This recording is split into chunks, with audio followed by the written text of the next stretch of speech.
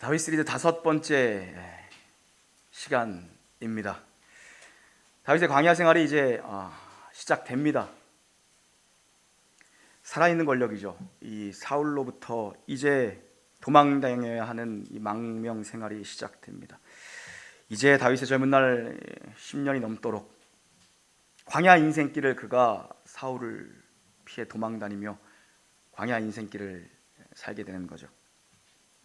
기름 부음 받은 사람입니다. 나라를 구한 사람입니다. 가는 곳마다 인정받고 칭송을 받던 자 다윗. 그런데 고난의 길이 열리더라는 겁니다. 인간적으로는 우리가 생각해 보면 왜 선택하시고 왜 기름을 그에게 부어 놓으시고는 그냥 왕위에 등극을 시키시지 또 이렇게 돌아 고생 끝에 이런 광야길로 보내시는 것인가 선뜻 또 받아들이기 쉽지 않습니다. 그러나 하나님의 일하심은 우리가 다 이해할 수 없고 단편적으로 해석되어지지 않습니다. 한 사람의 인생이 단편적으로 해석되는 일은 없죠. 하나님의 일하심은 입체적이고 하나님은 다각도에서 일하시고 하나님은 우리가 이해할 수 없는 방식으로 우리의 삶을 인도해 가시는 것이죠. 하나님의 주권과 선택 속에 붙들린 다윗의 삶입니다. 우리의 인생 마찬가지죠. 하나님께서 그러한 인생들을 기르시고 그러한 인생들을 만들어내시는데 우리가 성경을 통해서 자주 목격하는 곳은 언제나 광야입니다. 하나님의 사람을 길러내시는 사람은 언제나 광야라는 도구를 사용하시죠. 다윗은 은퇴한 사무엘이 있는 라마나요스로 잠시 몸을 피합니다. 그리고 사울에게 또 발각되자 급히 높당에 있는 아히멜렉 제사장에게 도망하는 장면, 오늘 그 아히멜렉 제사장이 있는 곳에 도착한 장면이 오늘 본문입니다. 우리 1절, 2절 다시 한번 읽습니다. 시작. 다윗이 노베 가서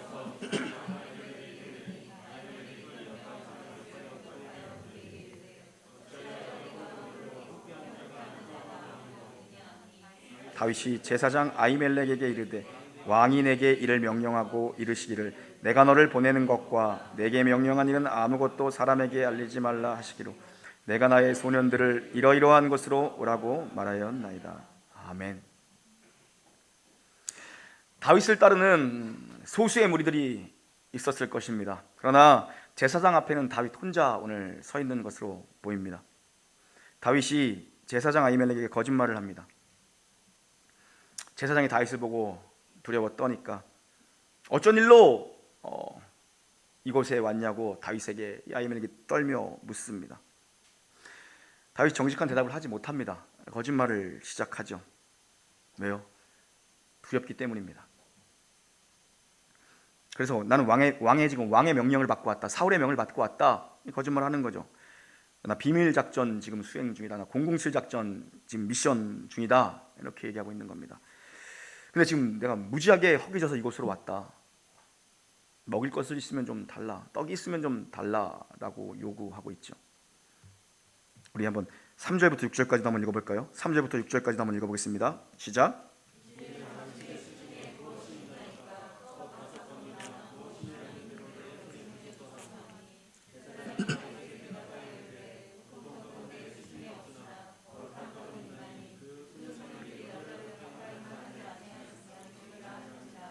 다윗이 제사장에게 대답하여 우리가 참으로 3일 동안이나 여자를 가까이 하지 아니하였나이다.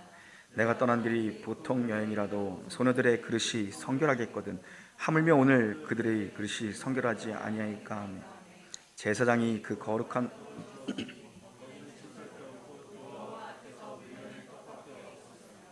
이 떡은 더러운 것을 듣는다.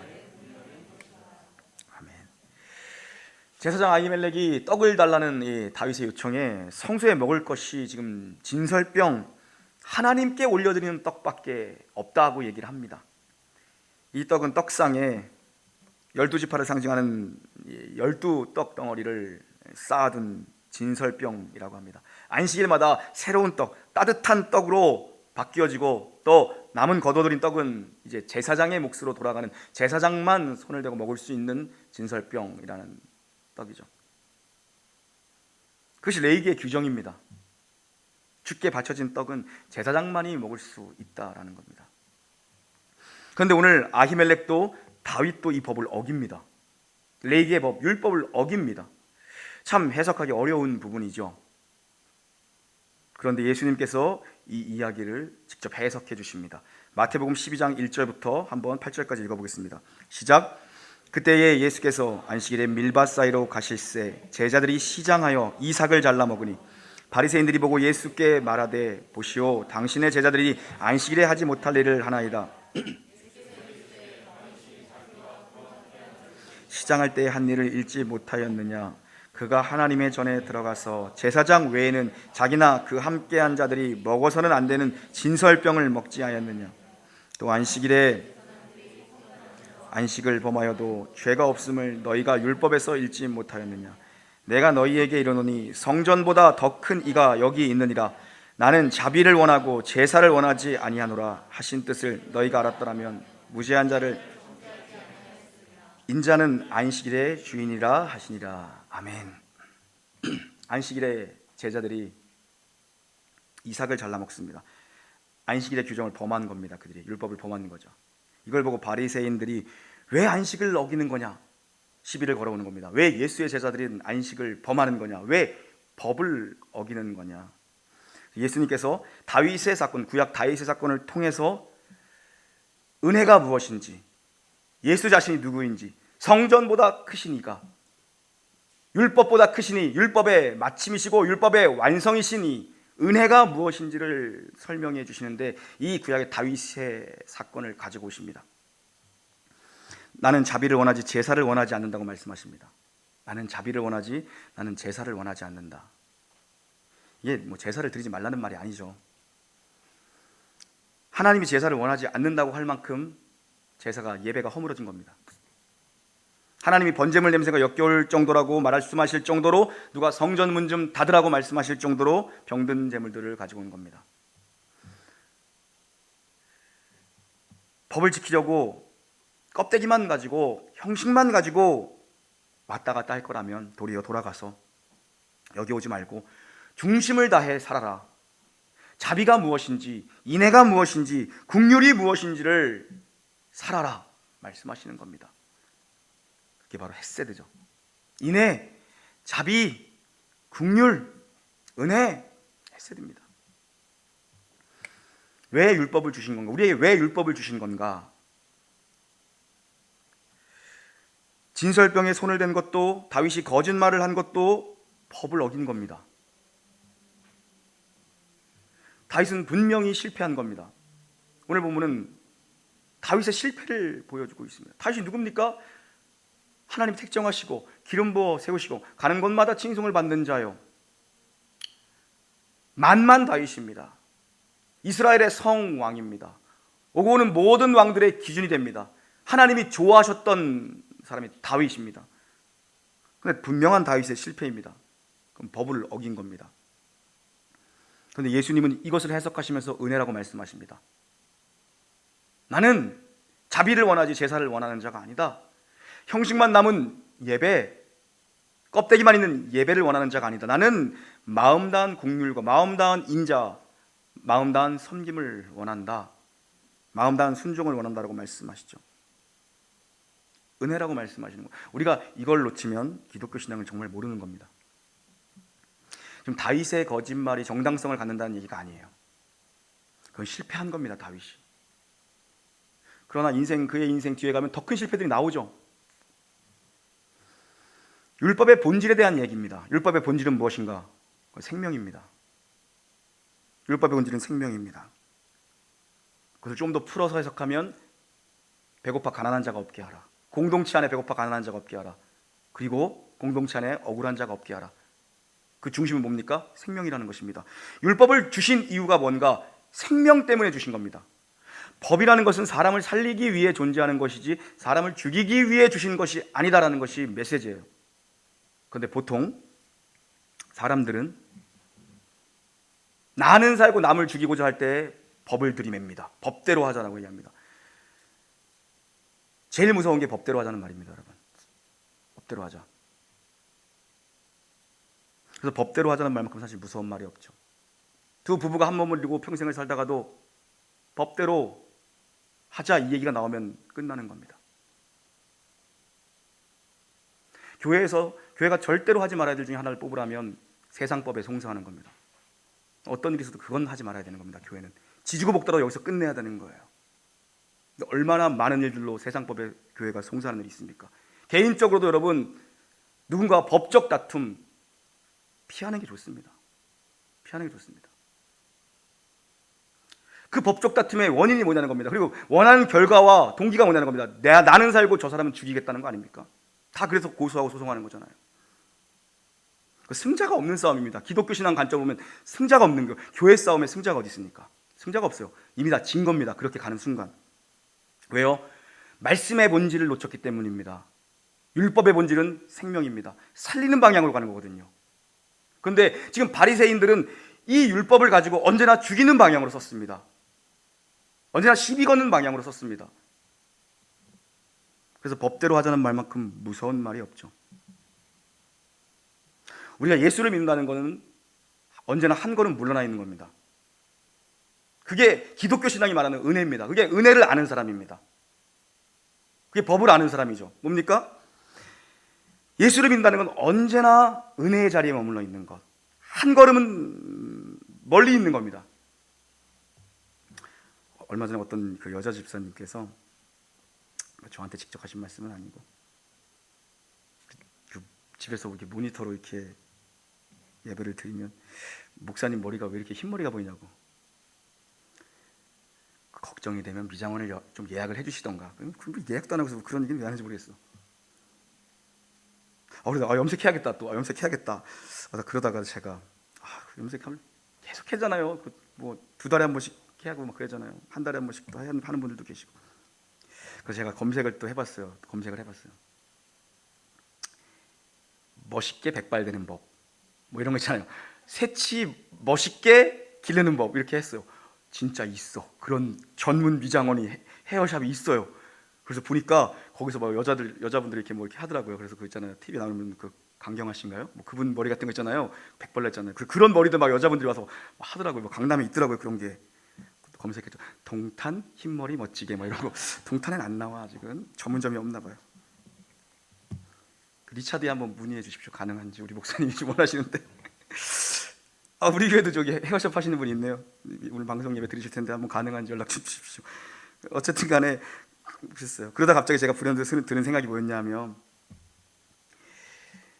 예전에 어떤 어른 목사님이 하셨던 말씀을 제가 인상 깊어서 메모해 둔 게 있었어요. 그래서 그거를 또 컴퓨터에 찾아봤어요. 그렇게 말씀하셨어요.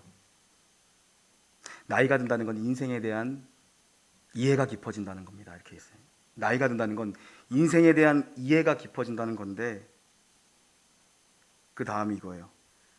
정답을 말할 필요가 없다는 걸 배우는 게 나이 드는 겁니다. 정답을 말할 필요가 없다는 게 나이 들매 인생에 대한 이해래요. 김명희 씨는 이해가 가세요? 무슨 말인지? 이 심오한 얘기가? 아니 국문학도니까 또 이해하실 줄 알고. 나이가 든다는 건 정답을 얘기하는 자리에서는 항상 한 걸음 떨어져 있는 게 나이가 드는 거래요. 세죠? 엄청난 내공이죠. 정말 엄청난 내공이죠. 그러면서 했던 말씀이 정답 모르는 사람 없습니다. 그래서 정답 모르는 사람 아무도 없습니다. 왜 모릅니까? 다 유치원 나오고 초등학교 졸업했는데 왜 모릅니까? 책도 있잖아요. 우리가 배워야 될, 살아가면서 배워야 될 것은 유치원에서 다 배웠다. 이런 책도 있어요. 사실 초등학교 때, 유치원 때 우리가 인생에 필요한 모든 것들을 다 배웠다는 겁니다. 정직하라, 남의 물건에 손대지 말아라, 질서를 지켜라, 인사를 잘해라. 배울 건 이미 초등학교 때 다 배웠다는 겁니다. 모르는 사람은 없다는 거죠. 그런데 지킬 만한 실력이 안 된다는 겁니다. 그래서 최고의 가르침은 무엇인가? 기다려줌입니다. 기다려줌. 최고의 어른됨은 무엇인가? 은혜가 무엇인지를 아는 자리로 가는 겁니다. 은혜가 무엇인지를 아는 자리. 제가 이렇게 메모해둔 것들 보면서 그거구나. 흰머리가 문제가 아니구나. 40이면 부록이라고 얘기했는데 여러분은 다 위잖아요. 저보다. 그죠? 어르신들이시잖아요. 그죠? 어른이 된다는 건 은혜가 무엇인지를 아는 것이고 인생 최고의 가르쳐줌은 기다릴 줄 알아주는 것이라는 거죠. 제가 당구 50입니다. 50. 우리 안복경 지사님 잘 치시지만 저는 50입니다. 50은 뭐 친다고 할 수 없는 스코어죠. 그죠? 언제 처음 당구장에 가서 이 당구 퀴대를 잡아봤냐면 중학교 2학년 때 갔거든요. 쿨피스 먹으러 갔어요. 쿨피스 먹으러. 근데 지금 25년이 지났는데 아직도 당구가 50이에요. 50은 친다고 얘기하는 게 아닙니다. 그냥 앉아 있으면 들기만 하면 50이에요. 50이 시작이에요. 25년이 지났는데도 그대로입니다. 그죠? 뭐 1년에 한 번 가니까. 그 가만히 생각해 봤습니다. 같이 시작했던 친구들은 같이 그때 쿨피스 먹고 거기서 당구 쳤던 친구들은 지금 한 2, 300 칩니다. 다. 우리 그 집사님들도 그만큼 치시는 분들 많은 것 같은데 2, 300 쳐요. 근데 그때 당구장 형님이, 당구장 그 삼촌이 가르쳐줬거든요. 우리가 만만해 보이니까 누르고 가르쳐줬어요. 끄고 가르쳐준 게 아니라. 이해 안 가세요? 우리는 배움을 원치 않았어. 근데 누르고 돈이 나가고 있는 상태에서 우리를 붙잡고 가르쳐줘서 우리가 원한 게 아닌데. 근데 저는 그거 배우기 싫어가지고 나 혼자 딴짓했거든요. 거기서 딴짓했거든요. 혼자서. 그때 그런 거 가르쳐줬어요. 저는 그때 약간 그 멋있어 보이는 거 있잖아요. 인상 쓰는 거. 예? 당구장 인상 쓰는 거. 큐대 털고 이런 거 있잖아요. 이런 거 툭툭 터는 거 이런 게 멋있어 보이더라고요. 예? 이런 거 막 이렇게 공 막 이렇게 뭐라 그러죠? 식기라 그러나요? 빠는 거. 뒤로 확 가는 거. 아, 그런 것만 이렇게 멋있어 보이고 그런 것만 했거든요. 예? 근데 그때 그 삼촌이랑 친구들은 친해져가지고 뭘 배웠냐면 왼쪽 다리에 힘 주는 걸 배웠거든요. 중심 잡는 법을 배웠어요. 그래서 맨날 아직도 기억나요. 다리로 치는 거라고. 다리로 중심으로 치는 거라고. 모든 공 가지고 하는 운동은 중심 싸움이라고. 그리고 상체는 힘 빼는 걸 배워야 된다고. 아, 그래가지고 눌러놓고 맨날 그거 애를 가르쳤거든요. 저는 그거 안 들었어요. 그래서 아직도 50인 거예요. 보니까 걔네들은 300 치는데 지금. 사람이 남의 말을 참 안 듣죠.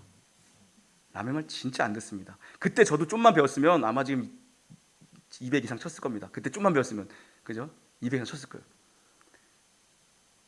근데 돌이켜보면 사람이 그렇게 남의 말을 안 듣는데 돌이켜보면 나를 자라나게 해준 사람이 분명히 있습니다. 여러분이 여기까지 올 때까지 여러분을 자라나게 해준 사람들이 분명히 있습니다. 나 혼자 자라는 법은 없죠. 사람은요. 그죠? 하나님 그렇게 만드셨기 때문에 공동체 속에서 자라게 만들었기 때문에 관계 속에서 우리는 배우고 성장하게 만들었기 때문에 나를 자라게 한 사람들이 분명히 있습니다. 하나님의 은혜입니다. 하나님의 은혜로 우리는 자랐습니다. 그러나 현실 속에서 나를 만나고 나를 기다려준 사람들 있습니다. 내가 못난 짓을 해도 웃어주고 격려해주고 그냥 넘겨준 사람들이 있습니다. 그래서 우리는 이쯤 와서 뭘 배우는 겁니까, 여러분? 뭘 배우는 그게 기독교 신앙에 관한 핵심이에요. 뭘 배우는 겁니까? 우리 중에서 제일 못난 게 나라는 걸 배우는 거예요. 여러분은 동의가 안 되시네요. 이 중에 내가 제일 못났다라는 걸 여러분 인정하는 자료가 하는 게 기독교 신앙의 은혜입니다. 그게 은혜. 그게 사도 바울이 말했던 내가 죄인 중에 괴수고 내가 만삭되어 나지 못한 자라는 게 바로 그런 의미죠. 세상에서 죄인 한 명을 뽑으라고 한다면 가장 극악무도한 죄인을 뽑으라고 한다면 바로 나구나. 그런데 하나님이 이런 나를 믿어주셨구나. 이게 은혜입니다, 여러분. 이게 은혜입니다. 오늘 예수님이 해석하신 내용의 본질이 이겁니다. 그게 은혜라는 걸 만나는 자리에 다윗을 세우십니다. 다윗에게 광야가 필요했기 때문에 주님은 광야로 다윗을 밀어 넣으셨겠죠. 선택된 백성입니다. 하나님이 그토록 좋아하십니다. 이스라엘의 성왕이 될 사람입니다. 오고 오는 왕들의 기준입니다. 근데 10년 동안 광야로 젊은 날을 밀어 넣으십니다. 광야의 은혜가 뭔지를 알려주신 광야의 은혜가 뭔지를. 다윗을 그 자리에 세우는 겁니다. 은혜가 무엇인지를 알아야 되는 거죠. 하나님이 법대로 하셨다면 지금 다윗은 없습니다. 법대로 하면 다윗은 없습니다. 그리고 오늘 나도 없습니다. 법대로 하면. 다윗 그 떡 하나 먹었다고 법대로 했으면 다윗은 없는 거고 오늘 나도 여기에 존재할 수가 없는 겁니다. 하나님이 율법이라는 잣대를 내게 딱 들이매시면 존재할 수 있는 사람 아무도 없습니다. 제사장도 아히멜렉, 다윗도 이 율법을 깼습니다. 그런데 은혜라는 측면에서 보면 이 율법을 지킨 겁니다. 더 깊은 차원에서 보면 이 율법을 지킨 거죠. 율법은 생명이고 그 율법은 억울한 자가 없게 하라. 공동체 안에. 그리고 배고파 가난한 자가 없게 하라. 이런 측면에서 은혜라는 측면에서 본다면 율법을 깼지만 깨지 않은 거죠. 사실요. 예수님이 그렇게 말씀하시는 거예요. 나는 제사를 원하는 자가 아니라 나는 긍휼, 자비를 원한다. 너희들 그걸 아느냐? 너희는 지금 율법의 본질에 대해서 너희들은 완전히 반대로 접근하고 있구나.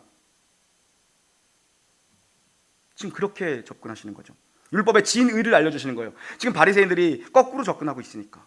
우리가 얼마나 많은 때에 율법을 이렇게 해석할 때가 많습니까? 율법은 살리기 위해서 주신 건데 그 법을 정죄하는 방향으로 기준 삼을 때가 너무 많다는 거예요.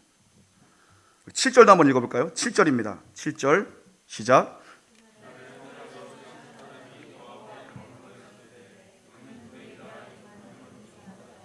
사울의 목자장이었더라. 아멘. 사울의 신하 도액이라는 사람이 등장합니다. 이 일을 다 지켜보고 있었습니다. 다윗이 찾아오고 아히멜렉이 거룩한 떡을 갖다 다윗에 준 걸 지켜보고 있었습니다. 이 일로 말미암아 제사장이 얼마 뒤에 죽습니다. 제사장들 참수 사건 85명이 학살을 당합니다. 사울에 의해서.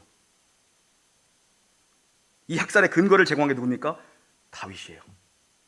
엄밀한 의미에서 보면 다윗 때문에 85명 제사장이 죽어나갔습니다. 엄청난 사건이죠. 사실 이건 사울이 죽인 거지만 근거는 다윗에게도 있습니다. 사실. 그래서 다음 장 22장 가면 다윗이 이 일에 대해서 고백합니다. 22장 22절 함께 읽습니다. 시작.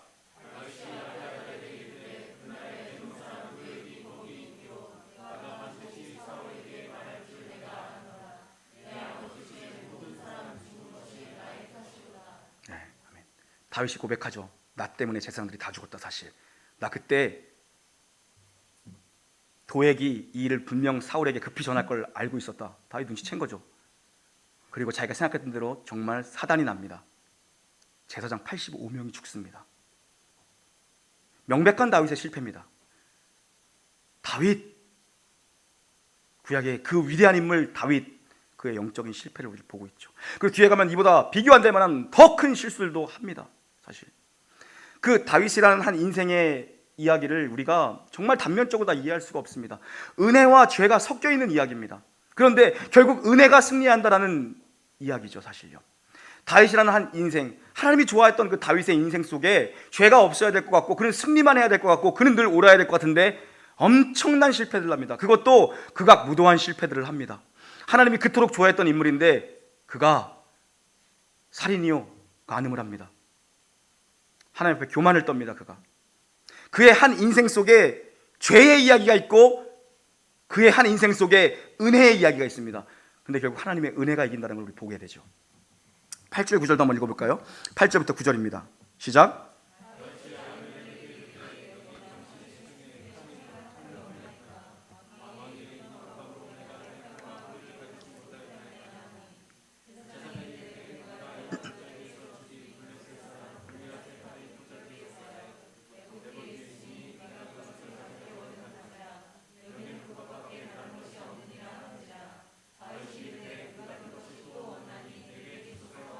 아멘. 다윗이 아히멜렉에게 칼을 요구합니다. 지금 한번 생각해 보세요. 이게 말이 안 되는 거거든요. 그냥 아주 쉽게 하면은 군대 장군이 목사한테 교회 찾아와서 교회 숨으면서 총 좀 있으면 주세요 이러는 거예요. 이제 말이 안 되죠 지금요. 그런데 아히멜렉이 성소에 보관되어 있던 보자기에 쌓였던 칼을 내밀어 줍니다. 무슨 칼입니까? 짐승 잡을 때 쓰는 칼이 아니죠. 성소에 고이 모셔두었던 이스라엘의 승리의 상징이었던 골리앗의 칼을 줍니다. 정말 묘한 장면입니다. 다윗의 과거를 생각하게 하는 칼입니다. 이 골리앗의 칼은 사울이 벌벌 돌 때 온 이스라엘 군대가 벌벌 돌 때 홀로 돌멩이 하나 들고 나가서 거인을 쓰러뜨리고 쓰러진 거인의 칼을 뺏어다가 목을 베버린 그 골리앗의 칼입니다. 그때 그 골리앗과의 전투를 마무리 지으면서 성경은 뭐라고 한 줄 기록합니까? 그때에 다윗의 손에는 칼이 들려있지 않더라라고 고백합니다. 만군의 여호와의 이름이라면 두려울 것 없었던 소년, 그 소년이 다윗입니다. 그걸 기억하라는 거예요. 지금 다윗은 두려움에 휩싸여서 이 전장을 읽다 보면 나라는 단어가 막 나오거든요. 다윗이 요나단과의 대화 속에서 나오고 그가 이미 나에게 집중했을 때 그는 이미 두려움에 휩싸인 겁니다. 늘 하나님을 주목하며 살던 이름, 그 이름 다윗인데 나를 주목할 때 그는 이미 두려움에 휩싸였고 결국에 그가 돌멩이 하나 가지고 이겼던 골리앗인데 그때 손에 칼이 들려있지 않았던 인생, 오직 여호와 하나님 만군의 여호와의 이름으로 승리했던 그 다윗이 이제 칼을 들기 시작합니다. 하나님 그때 기억하라는 겁니다. 네가 이 칼을 얻었을 때 영광스러운 승리가 어디로부터 온 것이냐? 무기가 좋아서 이겼냐? 칼이 있어서 이겼냐? 너 사울의 갑옷도 벗었던 게 너다. 너 믿음으로 이긴 건 아니냐? 내가 너와 함께해서 이긴 것이다. 과거를 생각해봐라. 하나님 은혜의 장치로 골리앗의 칼을 보여주시죠. 다윗이 아마도 근데 금세 깨달았던 것 같습니다. 22장에 가서 나 때문에 이들 다 죽은 것이다, 내 탓이다라고 인정을 하고, 그 뒤에 그가 또 블레셋 진영으로 도망을 가지만 그때 블레셋에서 미친 척하고 도망 나와 그가 지은 시가 시편 34편입니다. 하나님은 선하시다, 하나님 나의 유일한 피난처시다라는 걸 고백합니다. 그래도 하나님이 사랑했던 사람, 하나님이 그토록 좋아했던 다윗은 무엇입니까? 범죄하지만 즉각적으로 돌아킬 줄 아는 영적 감각이 살아있던 자입니다. 그가 고백합니다. 주님만이 나의 피난처시오, 나를 피할 것은 이 땅에 주님밖에 없습니다라고 그가 고백하죠. 그런데 지금 그는 그 주님을 놓치고 어디로 갑니까? 제사장에게 골리앗의 칼을 들고, 심지어 다음 단락에는 어디로 갑니까? 블레셋 적진에 들어갑니다. 그래서 미친 척을 하고 있습니다. 살겠다고. 그런 일련의 과정 속에서 그가 깨달은 것, 이 하나님의 숨겨두시고 기억나게 하시는 이 은혜의 도구를 통해서 그가 뭘 봅니까? 내가 어리석었다, 나의 피난처는 예수뿐이다. 그걸 그가 배우죠. 만군의 여호와 이름 하나로 골리앗을 넘어뜨린 게 너다, 믿음 하나로 살아왔던 게 너다. 그 메시지입니다. 오늘 우리는 하나님 마음에 들었던 사람, 이 다윗의 영적인 실패를 봅니다. 이런 일들을 앞으로 계속 만나게 되겠죠. 늘 승리만 있지 않습니다. 실패도 있습니다. 늘 실패만 있지 않습니다. 승리도 있습니다. 우리 인생도 마찬가지 아닙니까? 늘 승리하고 늘 충만하고 늘 이기는 자가 어디에 있겠습니까? 다윗의 인생도 마찬가지였습니다. 승리 있고 실패도 있었습니다. 그 속에서 하나님의 은혜가 왕노릇하는 걸 우리는, 하나님의 주권과 하나님의 선택과 하나님의 은혜가 왕노릇하는 걸 우리는 한 인생의 이야기를 통해서 보게 되죠. 그 이야기는 정말 단면적인 이야기가 아니라 우리가 다 알 수 없지만 우리는 그 속에서 하나님의 일하심을 보게 되죠. 하나님은 이런 승리, 이런 실패를 통해서, 이 광야의 은혜를 통해서 다윗을 지금 가르치고 계시는 것입니다. 이게 광야에서 베푸신 은혜입니다. 광야의 은혜. 그 실패 속에서 하나님은 결코 실패하지 않는다는 것을 다윗의 인생에서 보여주고 계시죠. 우리가 믿는 기독교 신앙이 말하는 믿음이란 무엇인가? 기독교 신앙이 말하는, 기독교 신앙이 가르치는 믿음은 무엇인가? 하나님이 나에게 하나님 자신을 알려주시고 찾아오신 것에 대한 결과입니다. 하나님이 나에게 하나님 자신을 계시해 주시고 알려주시고 나를 찾아오신 것에 대한 결과가 믿음이죠.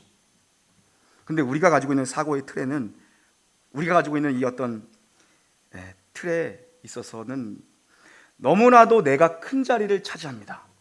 믿음을 얘기하는데 내가 너무 큰 자리를 차지합니다. 믿음이라는 것은 하나님이 나를 찾아오셔서 주어진 결과입니다. 원인이 하나님이십니다. 주신 분이 하나님이십니다. 우리는 수납한 것입니다. 그런데 내가 너무 큰 자리를 차지하고 있다는 것입니다. 그때 언제나 문제가 생겨요. 그때 믿음의 대상보다 내 믿음의 대상이 핵심이고 믿음의 대상이 중요하고 믿음의 대상을 바라봐야 되는데, 믿음의 행위, 믿음을 가진 나로 너무 치우치려는 경향성이 있다는 겁니다. 때로는 나를 너무 대견스러워하죠. 그렇죠? 나를 너무 대견스러워할 때가 있어요. 그러면 어떤 일이 벌어지는가? 이 경향성, 이 믿음에 대한, 기독교 신앙이 가르치는 바른 믿음에 대한 중심이 없으면, 믿음이란 하나님이 나를 위해서 나에게 하나님 자신을 알려주시고 나를 찾아와 주신 결과물로서 믿음이 열매 맺는 것이다 라는 것이 아니라, 믿음의 근거를 내게 두기 시작하면 우리는 언제나 섭섭합니다. 언제나 그렇습니다, 여러분. 믿음을 나에게 근거를 가지면 언제나 섭섭하고 언제나 못마땅합니다. 왜요? 내가 중심이 되지 않으면 언제나 섭섭합니다. 여러분이 그래서 기독교 신앙을 얘기할 때, 교회에서 바른 믿음의 길을 걷기 위해서 이 믿음의 주체가 내가 아니라는 것을 늘 확인하고 점검하는 것입니다. 내가 믿었는데, 내가 뭘 했는데, 이렇게 가면 이제 법대로 가야, 이런 무서운 얘기를, 하지 말아야 되는 얘기를 꺼내놓게 되는 거죠. 그죠? 그 중심은 언제나 내가 있습니다. 내가. 율법을 모르는 겁니다. 율법은 언제나 살리기 위한 법입니다. 법은 살리기 위해서 주시고 법은 생명을 주시기 위해서 주신 거죠. 근데 법보다 더 크시니 바로 예수 그리스도가 은혜가 무엇인지를 알려주신 겁니다. 믿음은 하나님께서 나를 사랑하셔서 나와의 관계를 사랑으로, 믿음으로 묻기를 원하시고 그것을 작정하셨고 그것을 이루시는 분이라는 사실에 근거하니까 믿음의 근거는 어디 있습니까? 하나님께 있는 겁니다. 믿음의 근거는 하나님께. 믿음의 근거를 내게 두기 시작할 때부터 다윗이 삐걱거리는 겁니다. 자세히 읽어보십시오. 믿음의 근거를 나에게 두기 시작할 때부터 언제나 문제가 생깁니다. 그래서 여러분은 각자의 자리에서 하나님을 대면하여 만나셔야 됩니다. 여러분이 각자의 자리에서 하나님의 말씀을 읽으시면서 이렇게 설교를 들으시면서도 기도하시면서도 그 자리에서 하나님을 대면하여 만나셔야 돼요. 그것이 우리가 믿는 기독교 신앙이 가지고 있는 가장 큰 위대함입니다.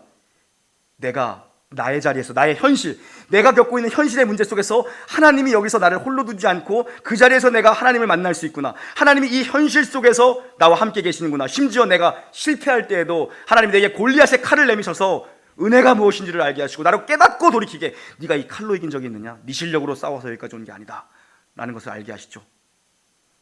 모두가 강야 속에서 실패 속에서, 모두가 강야에서 실패 속에서 나를 자라게 하신 하나님의 은혜, 광야 같은 인생길 사시면서 때로는 비참해 보이는 현실 속에서, 때로는 막막해 보이는 현실 속에서 여러분 광야에서 하나님의 은혜를 경험하게 되기를 우리 주 예수 그리스도 이름으로 축원합니다. 찬양하겠습니다.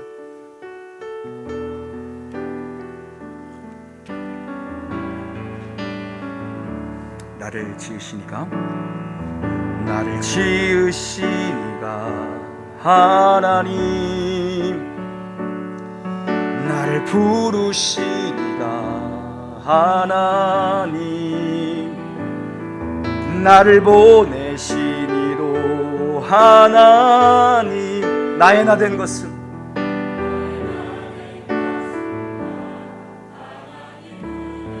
처음부터 한번 고백합니다. 나를 지으시니가, 나를 부르시니가,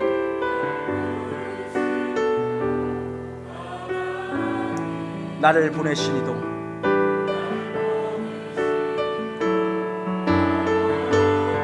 나의 나 된 것은 다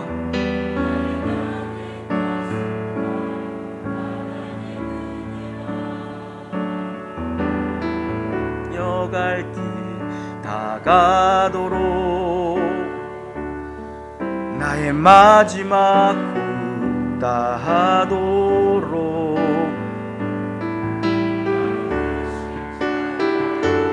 품게 하시니 나의 나 된 것은 다 하나님 은혜라. 한량 없는 은혜, 갚을 길 없는 은혜, 한량 없는 은혜, 갚을 길 없는 은혜, 내 삶을 에워싸는 하나님의 은혜,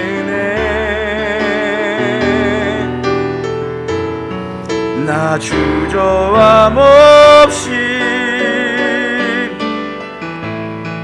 그 땅을 밟음도 나를 붙드시는 하나님의 은혜. 하나님 아버지 감사합니다. 은혜가 무엇인지를 다시 깨닫게 하심에 감사를 드립니다. 하나님, 은혜로 가득 메워진 인생, 그 진정한 믿음, 하나님으로부터 부어지는 그 믿음, 하나님께로만 받을 수 있는 그 은혜가 무엇인지를 기억하고 살아낼 수 있는 저희를 될 수 있도록 축복하여 주시옵소서. 아주 비참하고 어렵고 힘든 현실 가운데 있다 할지라도 하나님의 은혜만이 나를 여전히 살게 하는 유일한 힘을 한 주간 고백하고 모두 승리하도록 붙들어 주시옵소서. 감사하며 예수님의 이름으로 기도 올리옵나이다. 아멘. 찬송.